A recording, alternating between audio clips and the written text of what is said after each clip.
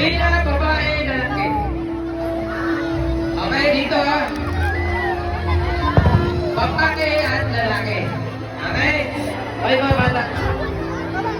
Oh, yeah. Hindi tayo sumusod eh. Sabi ko, babae at lalaki.